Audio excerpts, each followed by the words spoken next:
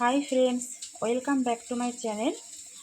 आज आमी रुई माछेर टक झोलेर रेसिपि आपनादेर साथे शेयर करते चलेछि साथे बड़ी दिए। देखुन आमी एखाने 3 पिस रुई माछ धुए रेखेछि, काँचा आम केटे धुए रेखेछि और साथे बड़ी रेखेछि। एरपर माछटा नुन हलुद दिए माखिए नेब।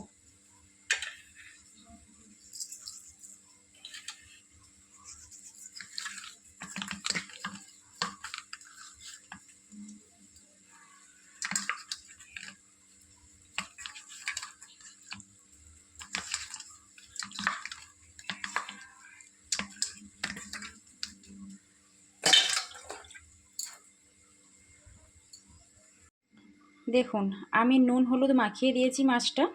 আপনারা বড়ি না দিয়েও মাছের ঝোলটা করতে পারেন। আমি একটু সাথে বড়ি দিচ্ছি, তাতে মাছের ঝোলটা আরও ভালো লাগবে খেতে। মাছ ভাজার জন্য কড়াই বসিয়ে দিয়েছি, এরপর এতে তেল দিয়ে দেব। প্রথমে আমি বড়িগুলো ভেজে নিচ্ছি, কারণ মাছ ভাজা হয়ে গেলে মাছের তেলটা একটু কেমন হয়ে যেতে পারে, তো তাই প্রথমে আমি বড়িগুলো ভেজে নেব।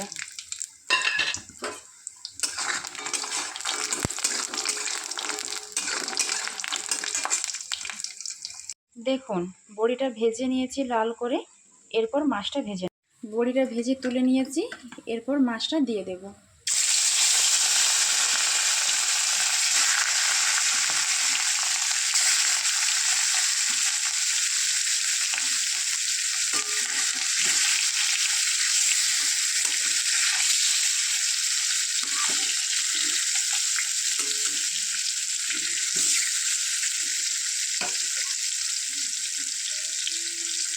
মাছের ঝোলটা রান্না করার জন্য এখানে একটা ছোট পেঁয়াজ কুচি করে নিয়ে নিয়েছি আর সাথে 3টা কাঁচা লঙ্কা দিয়েছি। এটা মিক্সারে পেস্ট করে নেব। এরপর দেখুন মাছের ঝোলে একটু কালো সরষে দেব,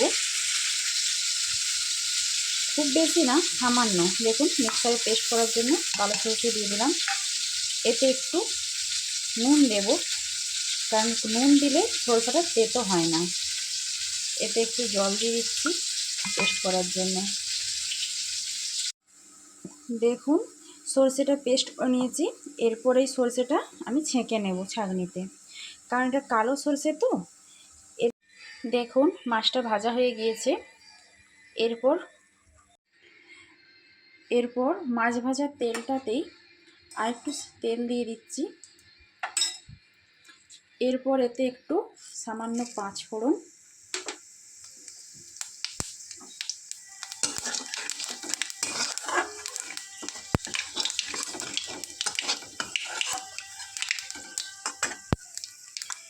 কেটে রাখা কাঁচা আমটা দিয়ে দেব।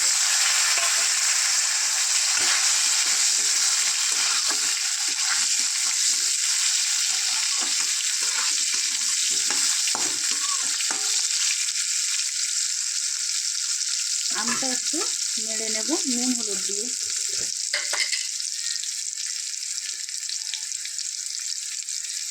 সামান্য একটু হলুদ,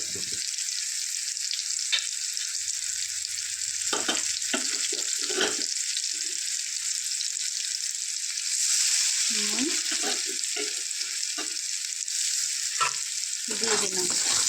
এরপর কাঁচা আমটা একটু নেড়ে নেব, তারপরে বেটে রাখা মশলাটা দিয়ে দেব। দেখুন আমটা ভাজা হয়ে গেছে। এরপর এতে বেটে রাখা পেঁয়াজটা দিয়ে দেব।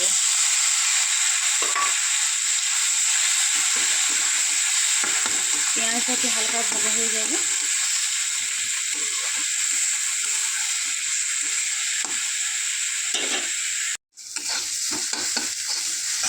এতে পেস্ট করে রাখা সরষেটা দিয়ে দেব।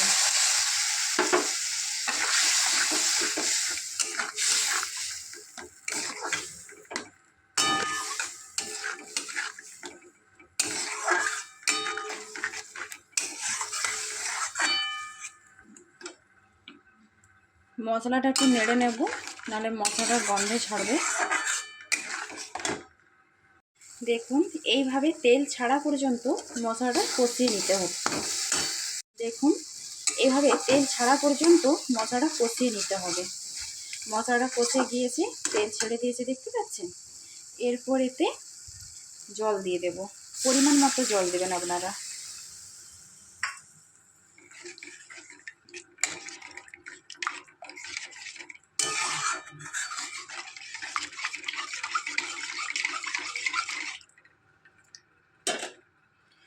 জলটা ফোটা পর্যন্ত অপেক্ষা করতে হবে। ঝোলটা ফুটে আসছে, এরপর এতে ভেজে রাখা বড়িগুলো দিয়ে দেব আর ভেজে রাখা মাছগুলো দিয়ে দেব।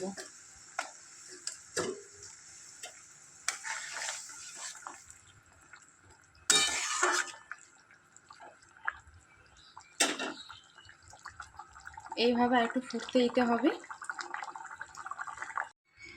দেখুন মাছের ঝোলটা হয়ে গিয়েছে, এরপর আমি এটা নামিয়ে নিচ্ছি। কড়াই থেকে মাছের ঝোলটা নামিয়ে নিয়েছি। যে যতটা পরিমাণ ঝোল রাখতে চাইবেন সেইভাবে রাখবেন। আমি এরকম হালকা একটু ঝোল ঝোল রেখেছি, খুব বেশি না। এই রোদের দিনে মাছের টক ঝোল দিয়ে ভাত খেতে খুব সুন্দর লাগবে। আমার রেসিপিটা আপনাদের কেমন লাগলো অতি অবশ্যই কমেন্টে জানাবেন। আর রান্নাটা যদি পছন্দ হয়ে থাকে লাইক করবেন, আমার চ্যানেলটা সাবস্ক্রাইব করে দেবেন। টাটা।